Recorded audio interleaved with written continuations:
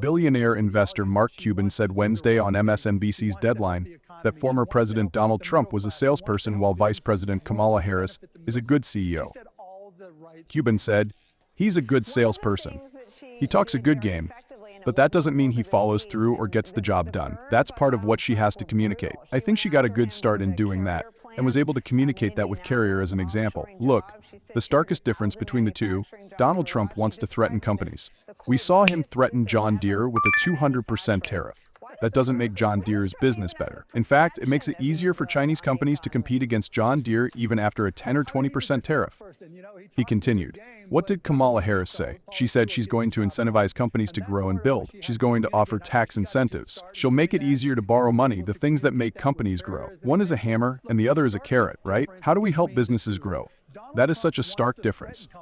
Cuban added, "Donald is so impetuous, he is so impulsive in everything he says about policy. You can tell that the Kamala Harris team has vetted every single thing she said. Not just does it sound good, does it hold good? Really, is it good, strong policy? When I talked to her, the key message she gave to me was these are policies we've really thought hard about. They're important to me.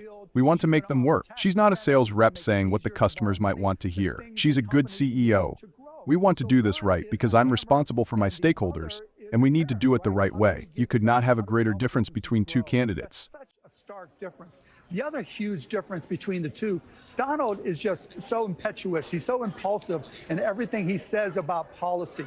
You can tell that the Kamala Harris team has vetted every single thing she said. Not just does it sound good, does it poll good, but really is it good, strong policy. When I talked to her, the key message she gave to me was these are policies that we've really thought hard about, that are important to me. We want to make them work. She's not just a sales rep just saying what she thinks the customer might want to hear. She's a good CEO who says we need to do this right because I'm responsible to my stakeholders and we need to make sure we do it the right way. You could not have a greater difference between two candidates. You are such an interesting advocate for her as the leader on the economy, for her as the pragmatist. And I wonder, I've seen you asked questions about your thoughts about Donald Trump, but I wonder, you're sort of a conversion story, right? You knew him. I think at some point you supported some of what he was for, and you've had an about face. Can you just tell us your Donald Trump story? Yeah, I've known him for 25 years. And, I've had various interactions with him, got to, talk to him. We weren't best friends, but in 2015, when he came down the escalator, in 2016, early on, I was like, okay, this guy is not a traditional politician. But I also presumed that he would start to learn and really take an interest in the job and what it takes to run the country and, learning the issues and the details. And I got to the point where I realized he had no interest in learning. He had no interest in details. He had no interest in really finding out what it takes to be successful with any policy. And it was kind of crazy. One time I spoke negatively about him, and he sent me the way he sends an email, right? He writes it out, somebody scans it, and then someone sent that as an email to me, and he said, "What happened?" And literally what I said to him is, "Donald, you're not taking the time to learn the issues. You're not taking the time to learn the details.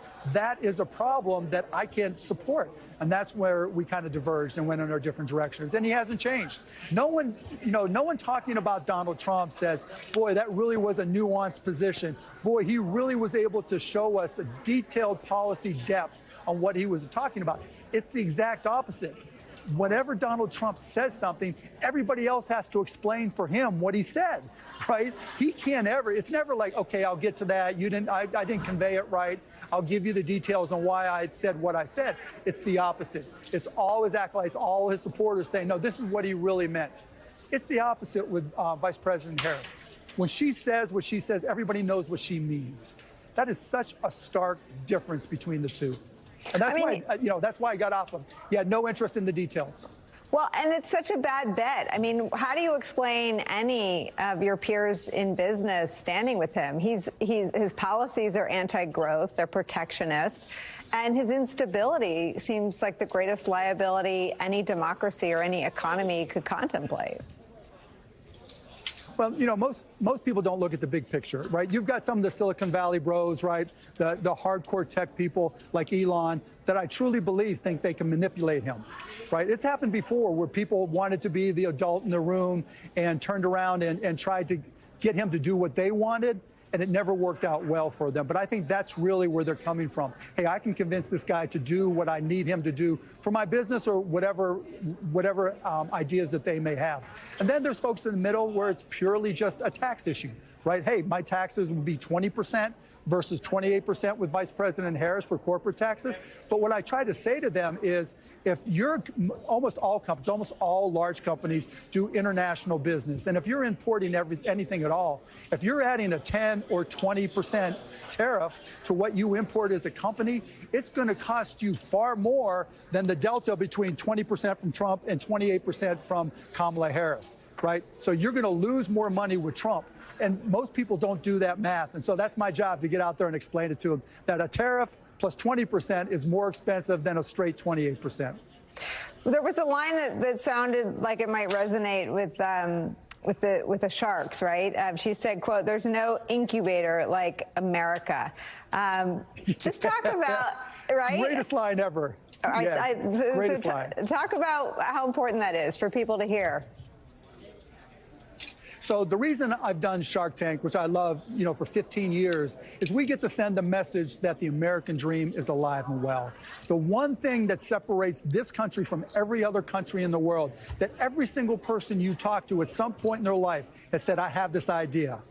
I have this goal to create something bigger, to have an impact, and to turn it into something special. And they go around, and in this country, people encourage you to go out and start that business. And the best part about what she said, the best part about this country, is it could be a kid, it could be a 12-year-old in a basement, it could be an 18-year-old in Idaho, it could be someone in Nebraska, and they're able to go out and create something unique. And I always tell entrepreneurs, just ask yourself one question. Why not me?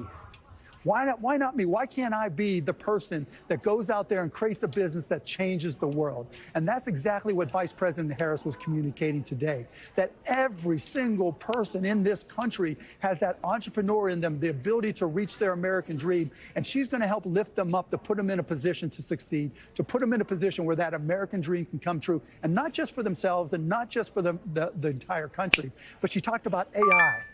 AI is going to impact the entire world. We have to win AI. And it wouldn't shock me if it was a 14-year-old boy or girl sitting in a classroom listening to what she said, who said, you know what, I'm going to go for it. I'm going to start this AI company, and changes the world. That's why what she said was so important.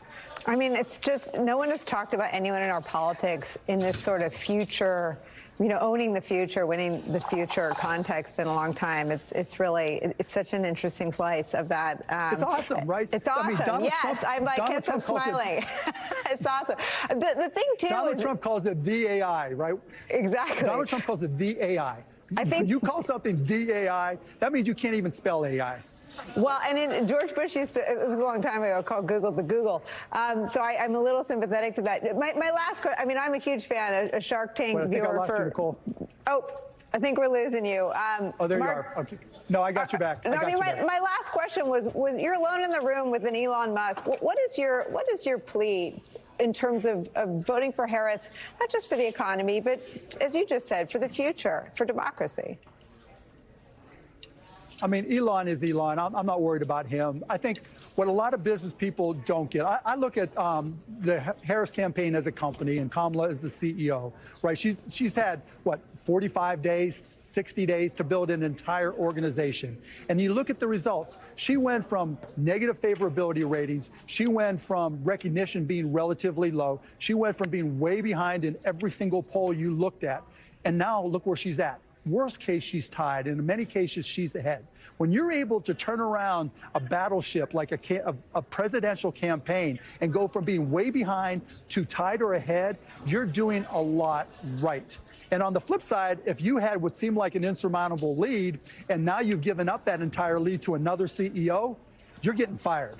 Right? So I think that's the beautiful part of looking at what she's doing. She's run her campaign like a CEO. She's had success. And when I go to talk to business people, that's what I tell them. She's actually running her organization like a CEO. And that's the evidence that you need to know that she'll be a great leader, that she understands business, that she understands organizations, and she'll be a friend and partner to business across the board.